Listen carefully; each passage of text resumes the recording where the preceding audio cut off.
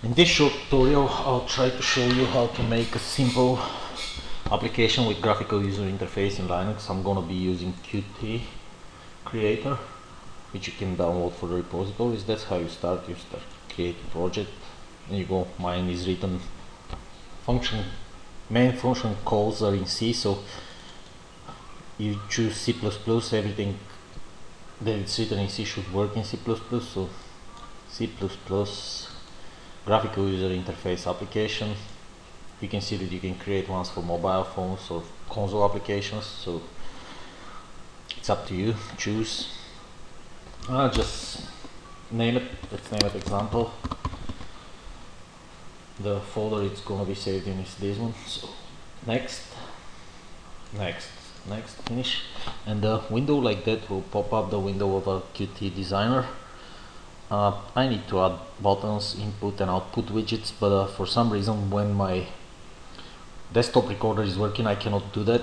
You can see the stop sign in front of the button.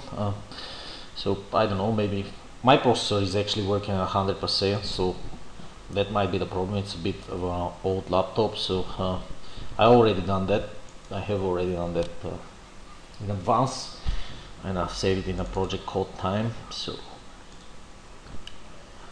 you come to forms, and this is how you open it, and you see the same window. I've just dragged the push buttons from here, dragged them in here. Then this is gonna be my input widget. It's called line edit. You have input widgets. You just drag it and drop it in here. It's gonna be my output, and it's called label. You take it from here, display widgets, and just place it here. Just gonna enhance it a bit.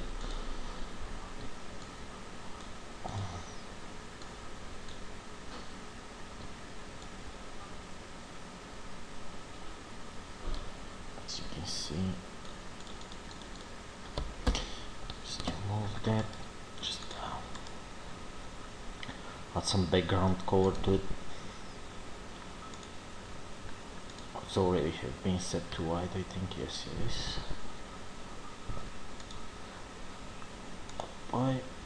Okay. Just gonna extend this.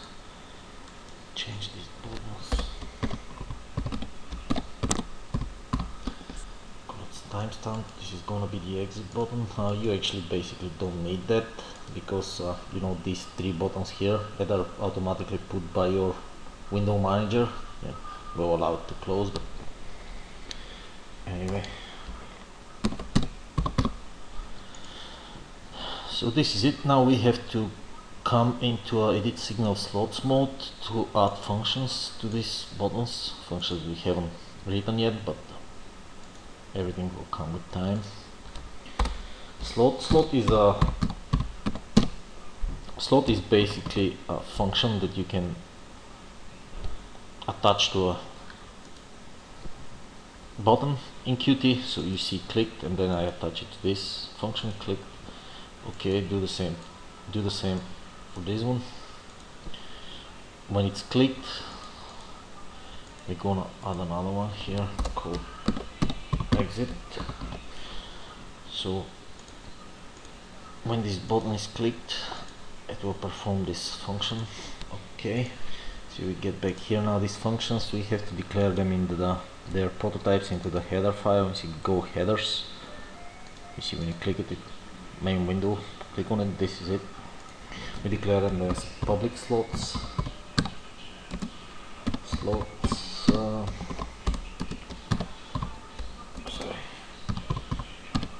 void clicked,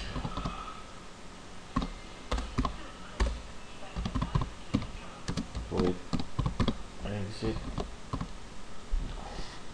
So this is it here. Now in sources, we don't touch the main CPP. We're gonna declare our functions here in the main CPP. Now I'm just gonna copy and paste them from the application that I created earlier on. It's in another project.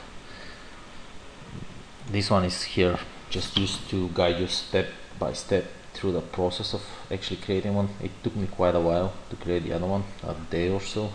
Now I have to read quite a lot of stuff. I've never done this before anyway.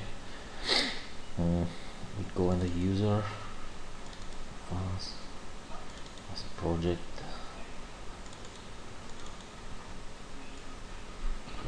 So you see the main function here. I just sorry, the exit function, it just contains exit 0 system call. So we come here, which is a C function call. I don't know in C++, I don't know if it's the same one in Qt, but anyway.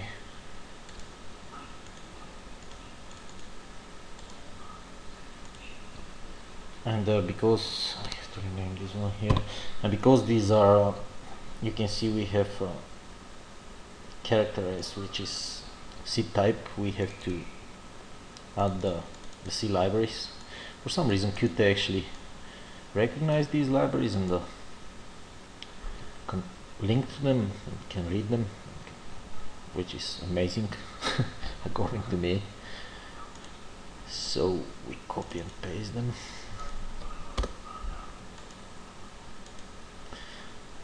Now I'm gonna close this project, so I'm not gonna need it any further. Right, what I do basically here, I have to be quick because YouTube doesn't allow uploading of long videos. Struct stat is a C structure that will contain a name, statistics for a file, and that's how you read it. You give the file name and then you read it and put it in this structure with this function. And then if you wanna read the timestamp as a human readable string, because this structure member here that contains it is of a data type time_t. So you use this function to return it as a human readable string of characters. The thing here is that everything that you input into the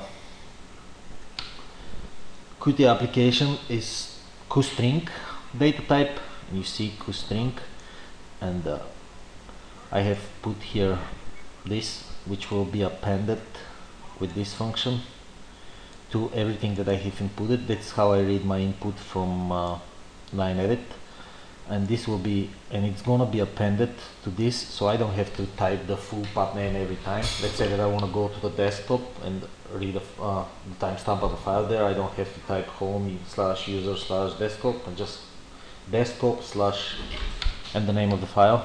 That's how it does it. Then if I haven't put anything, as you can see here, if I haven't typed in anything, it's just gonna ask me to type in.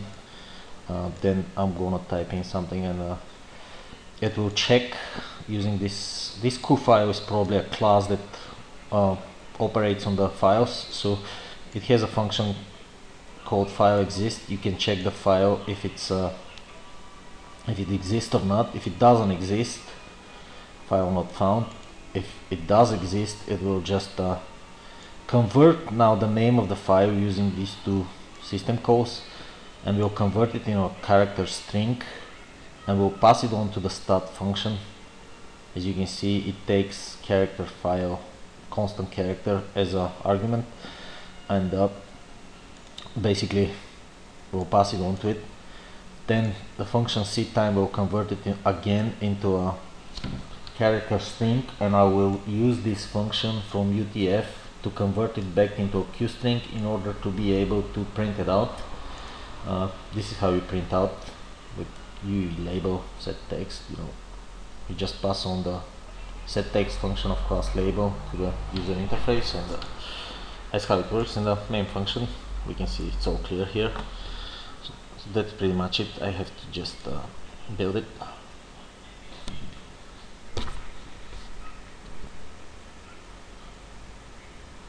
Void does not name a type. Okay, where is that? Number 18.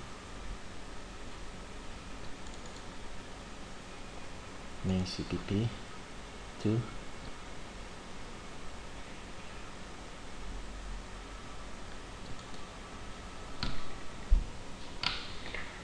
Maybe something in here. Yes, it's void instead of void. Okay, we build it again. It's a bit slow again. It works way faster than there it is. I have a type. I have a file called a.c in my home folder. I'm gonna test it. Yes, it works. I know because I've done it before. Don't type anything and it's gonna prompt you that you haven't done so. Wrong file. So this is ready now. This has been saved in here in my home folder. Time build desktop. These are the binaries here. So usual way to start them is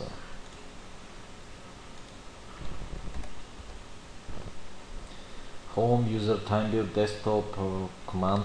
This command here just executes binaries, and this is just to make it independent of the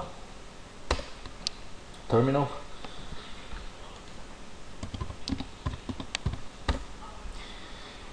So you see, in order not to start like that, we can add a launcher, and this is how it's done. Create launcher, application name, timestamp, command. The command will be the same. I input it here.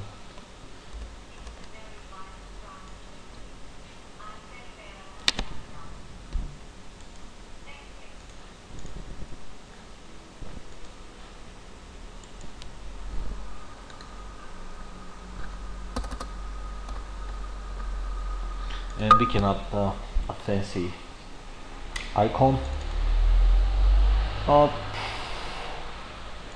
You can add anything that you can download from the internet. I'm just gonna add this one.